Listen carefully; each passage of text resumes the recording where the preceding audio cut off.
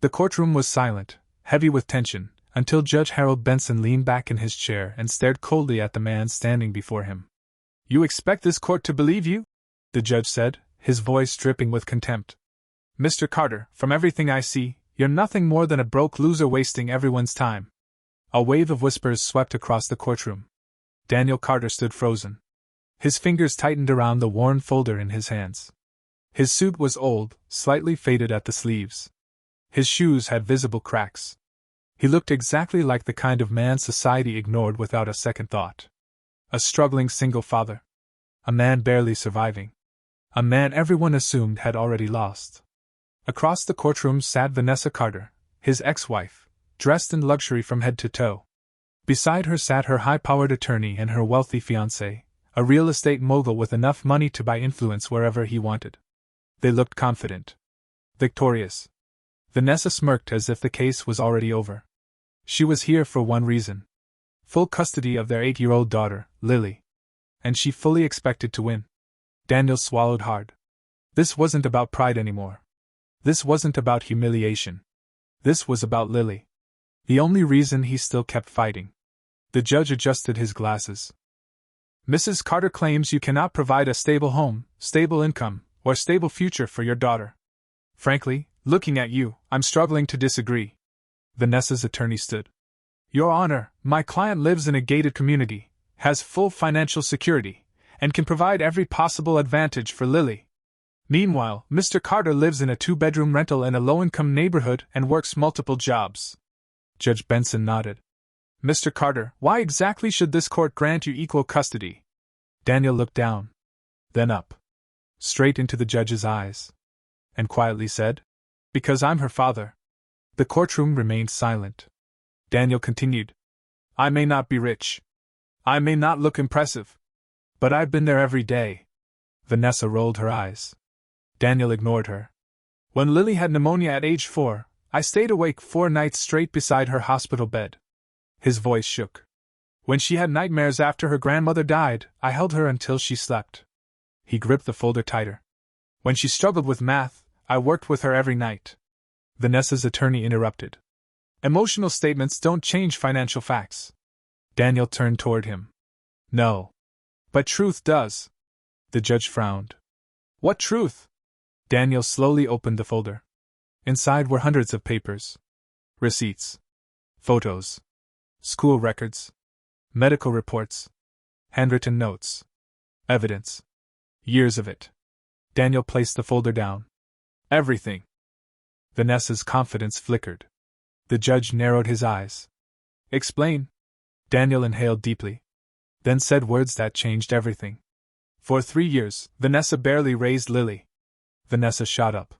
"That's a lie." Judge Benson slammed the gavel. "Sit down." Daniel continued.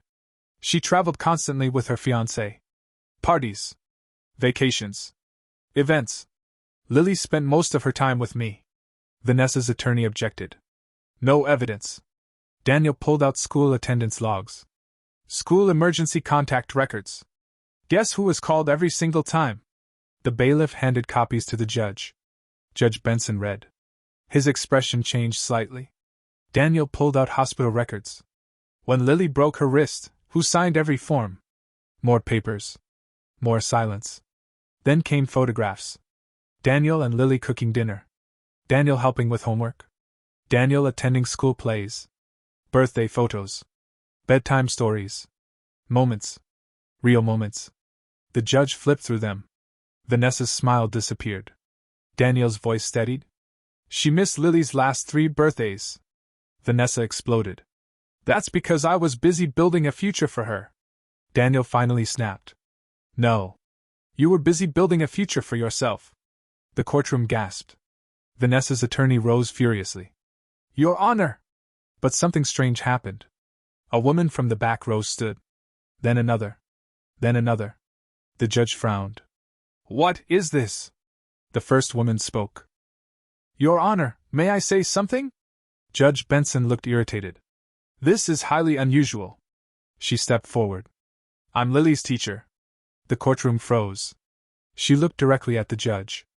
"I've taught Lily for 2 years." She turned toward Daniel. This man never missed a parent-teacher meeting. She pointed toward Vanessa. I've met her once. Whispers erupted. Then another person stood. The school nurse. Mr. Carter is always there when Lily needs help. Then another. Lily's soccer coach. He's at every game. Then another. A neighbor. Then another. The cashier from a nearby grocery store. Then another. Even the school crossing guard. One by one, people stood. The entire courtroom watched in disbelief. Judge Benson's expression changed from irritation to confusion, then to shock. Each person told the same story. Daniel Carter was always there. Always. They spoke of seeing him work late nights, then wake early to take Lily to school. They spoke of sacrifices. Missed meals. Exhaustion. Love. Unshakable love. The judge looked overwhelmed. Vanessa's attorney was rattled. Vanessa looked pale. Then the courtroom doors opened. Everyone turned. A small voice echoed. Daddy? Daniel froze. Lily stood there with a court officer. Tiny. Scared. Holding her stuffed rabbit. Daniel's eyes widened. Lily? She ran. Straight to him. She threw her arms around him. And burst into tears. Please don't let them take me away. The courtroom went dead silent. Judge Benson leaned forward. Lily sobbed into Daniel's chest. I want Daddy. Daniel's own tears fell. He held her gently. You're okay. Lily turned, looking straight at the judge, and said something no one would ever forget. My daddy isn't a loser. The room froze. Even Judge Benson stopped moving. Lily wiped tears from her face. He makes pancakes every Sunday. Silence. He checks under my bed for monsters. Silence. He sings bad songs to make me laugh. Daniel broke down. Lily's voice trembled. When Mommy is gone, Daddy is always there. Vanessa looked shattered. Lily stared directly at Judge Benson. He's my hero. No one moved. Then something impossible happened. Judge Harold Benson removed his glasses. His hands shook slightly. For the first time all day. He looked ashamed. He stared at Daniel. Then at Lily. Then lowered his head. When he finally spoke, his voice had changed. Mr. Carter. The arrogance was gone. Completely. I owe you an apology. The courtroom watched. Judge Benson continued. I judged you by your clothes, your finances, and your appearance. His voice cracked. I was wrong. Absolute silence. He straightened. This court has heard enough. Vanessa's attorney tried one last attempt. Your Honor. Sit down. The words hit like thunder. Judge Benson looked at Vanessa. Then delivered the ruling. This court denies the request for sole custody. Vanessa's face collapsed. Judge Benson continued. Furthermore, based on testimony and evidence presented, this court recognizes Mr. Carter as the primary emotional and practical caregiver. Daniel could barely breathe. Judge Benson looked at him. Mr. Carter, your daughter is lucky to have you. Daniel cried openly. Lily hugged him tighter. Then came the final blow. Judge Benson turned toward Vanessa. Mrs. Carter, wealth cannot replace presence. Vanessa lowered her head. The judge slammed the gavel. Court adjourned. The room exploded. People cried. People applauded. People stood. The same courtroom that had mocked Daniel now stood behind him. Every single person. As Daniel walked out holding Lily's hand, dozens of people stopped him. The teacher hugged him. The nurse smiled through tears. The soccer coach patted his shoulder. You won. Daniel looked down at Lily. She squeezed his hand. No, Daddy. He blinked. She smiled. We won. Daniel fell to his knees and hugged her tightly. Outside the courthouse, sunlight poured over them. For years, Daniel had been invisible. Mocked. Dismissed. Judged. But today, something powerful had happened. The world saw what Lily always knew. A real father isn't measured by money. Not by status. Not by expensive suits. A real father is measured by love. By sacrifice. By showing up.